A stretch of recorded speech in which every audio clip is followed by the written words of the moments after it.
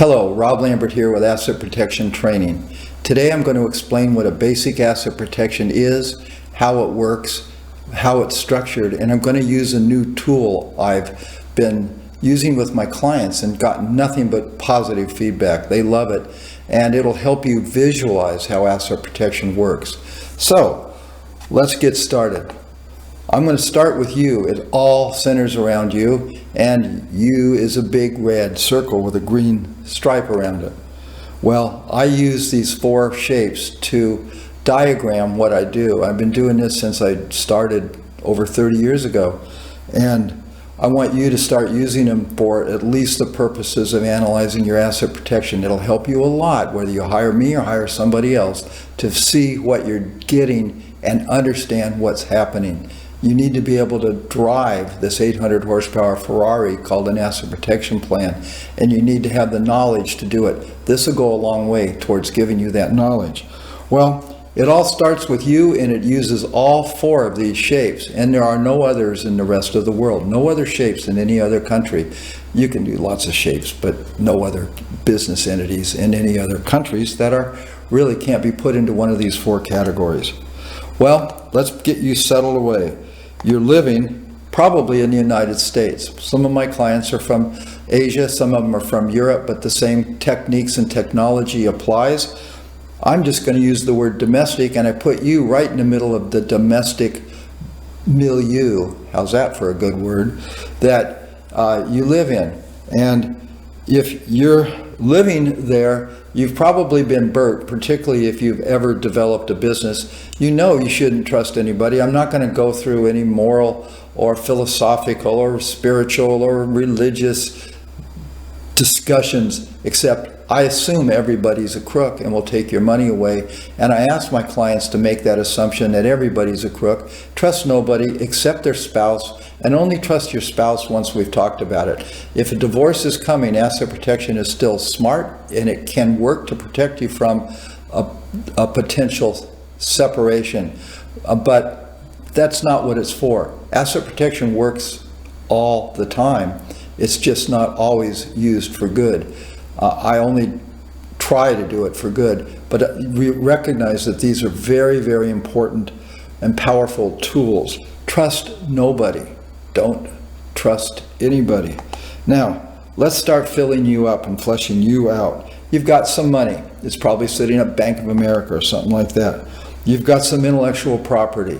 Maybe invented something. You've got some airplanes. You've got some personal property. You've got some artwork. And you've got a house. The house has a little lock on it to show you that it's attached to the ground. You can't do much with a house other than extract equity if problems are coming, but that's costly, costs you money. Or you can use your local homestead exemptions. They're really pretty petty, they're ridiculously low. When you have $1 million houses, you have $50,000, $60,000, $80,000 homestead exemptions. But all the states have at least 50, 60, 70, 80, 100, 120 homestead exemptions that you should be taking advantage of. And if you live in Florida or Texas or Puerto Rico, you get an unlimited homestead exemption. It's a very powerful statutory tool, has nothing to do with what I do, and it's something to do with estate planning and something all of you must do. In addition to a home, a lot of you will have pension planning. That's just a safe with a big lock on it. It's subject to the laws, mostly federal laws, and it works. Most people don't touch their pension plans. They don't work at all in divorces, though. I don't use them. I don't know much about them, except that most of my clients have them, and I consult with a lot of pension experts. And yes, you can move an IRA offshore, but they're great. O.J. Simpson got to keep his money. I just hate the rules, so I don't do them myself. If you've got one, you can breathe pretty easily, except if your wife or husband decides to make a run at you. And finally, a lot of my best and most favorite clients make their money in real estate. I love real estate, but real estate, just like that home, is attached to the ground. And even though I may be as good as you can get at protecting real estate, I can't give you more than a 70 to 80% comfort level with real estate. It is simply non-protectable if a judge decides to undo my work. And I have had cases where I fortunately didn't represent the person who had this ripped out from under them, but I've seen judges undo very beautiful, I had a pinch fly, very beautiful asset protection done by really competent planners with a stroke of a pen when he thought that justice required it. And so don't ever think that real estate is safe just because you've paid for a domestic asset protection plan. And that brings me to this, the complete fleshing you out. You all have some people that are responsible for you. You all have a will. You all have a domestic trust to pass your assets. Well, first of all, you should always have a will. You should always have something to provide for your kids if you die. You should always make sure that the person who's raising your kids is not the person in charge of your money. And you should always make sure your domestic will controls your asset protection plan, and not have your asset protection plan be an estate planning document. That way you don't have to pay me or somebody like me 15, 20 grand every time you change your estate plan. So this shows a problem, a worry, a joy. Everybody's got a family. It's just fleshing you out so we know who you are. You all are subject to taxes. Asset protection is not a tax savings nor a tax burden. It does not increase your taxes, but it may increase your compliance costs by $300, $400, $500, $600 a year because you have some forms you must file. If you don't, you can get in serious trouble. The best way to have no trouble is to be fully compliant. The IRS has enough people who think they're smart and don't have to tell them anything, that if you've complied, you will be left alone. And I love that. I really do love that. IRS is not my best friend. I have 3 tax degrees from NYU and a law degree from University of California. I know tax. I've taught tax law at USC Law School and Business School for a decade in the past. And I was a full-time professor there. But they don't give a hoot about you, and they don't really have very rough laws if you're fully compliant. Don't take Uncle Sam on. He can outspend you and maneuver you, and he knows everything about you, every dollar you've deposited. So don't take on Uncle Sam. Pay your taxes. You can make giant reductions in the amount of tax you pay with proper tax planning, and International can really help with that. But don't use asset protection as an excuse for tax planning. Don't let the tail wag the dog. Well, oh, there we go. We've got the devil. Those are the creditors. Those are my enemies. Those are the lawyers. Lawyers. Yeah, most of my work comes from lawyers. But lawyers are the most greedy, out of control, immoral bastards I have ever had the fortunate experience to have to run into. I work with them. They hire me. I'm good at breaking up trusts as I am good at making them. But they are the ones, particularly in the United States, that can go after you on a contingent fee basis. You realize that's not even permitted in almost the rest of the world. It's an offense that is offensive and will get you disbarred. So I show you how to stop the devil, and today we'll talk about money. But that is basically you. That is who you are, and all the stuff in that circle can be taken. Well, let's talk about how to stop that. But first, 2 more rules. First rule: what you don't own can't be taken from you. Own nothing, control everything. That's old Rockefeller's adage. It works.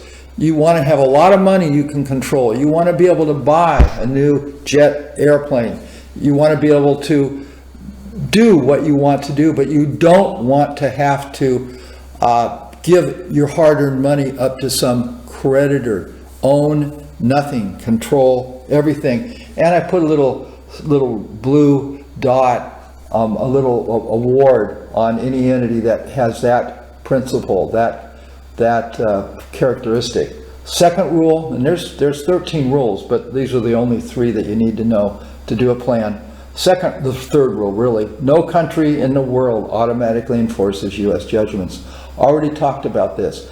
This is why domestic asset protection is garbage. It does not work. And all you need to do is read the full faith and credit clause of our Constitution and have the courage to ask your domestic planner to write you a simple email telling you that the full faith and credit clause will not render his or her protection invalid. If they won't do that, I say turn your back on them. If they do that, make sure they have insurance.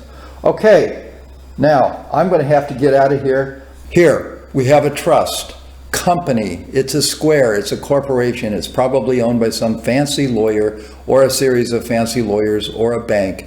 The only thing they have is the right that they've paid a lot of money for to make trusts under the laws of whatever country they're licensed under. I only do trusts in the Cook Islands and Belize. They're both great, and they are the only countries that are great from an asset protection litigation point of view. They both have strong laws designed to prevent anybody from being able to successfully bring a lawsuit against an asset protection trust settled in those jurisdictions. The jurisdictions, again, are the Cooks, which I've written 2 books on and like, and Belize, which is much easier. I charge a little bit more for the Cooks, not because they're harder, not because they take more time, but because I don't like to get up at 1 o'clock in the morning. The time is awkward for me, but it's not awkward for everybody, and the Cooks is just as good as Belize. Belize is better in marital issues, but for that one, with that one exception, they both are great, and they both are the only places you should go. That limits you to your jurisdictions, but your money can be anywhere you want in the entire world. Now, your trust company actually is trustee of your asset protection trust. Your asset protection trust is settled by you. See that big S? That S is you. You settle it, same as the red U. You settled it, and you've got a protector that's often you. We'll talk about these in detail, in great detail in later lectures. But for right now, you retain control, some control at the trust level, but not enough to keep your money from being stolen by the trust company if you ever put any money into the asset protection trust. So, very important rule. No money ever goes into the asset protection trust. No assets ever go in. Every single asset other than the membership interest in the offshore LLC is put into the offshore LLC or babies, siblings, it will later generate. Do not abrogate control, authority, or even knowledge. You don't have to tell them anything to the trust company. Assume they're crooks. They won't be, but assume it. Trust nobody. Now, you have this offshore LLC. The offshore LLC is managed by you. Usually the trust company won't even know what assets are in it. And while it's managed by you, it is not owned by you. That's rule number 1. Basically the Rockefeller rule. What you don't own can't be taken from you. And lo and behold, I'm going to show you, down comes the 2 stickers that show that it has both characteristics. This is what most planners would consider a perfect asset protection trust set up to protect liquidity. And notice I put a bank account floated down from the top. It's sitting in that LLC. That would require you, most cases, to have the bank account be in Belize or in the Cook Islands, because most countries will not accept an entity from a different country to open a bank account. So what most people do, and this is kind of lesson 1A, what most clients do is they put, if they want a Swiss bank account or a Singaporean bank account or a Canadian bank account, they'll open that bank account in a new LLC that is fresh formed in that jurisdiction for that purpose. But note, the manager is still you.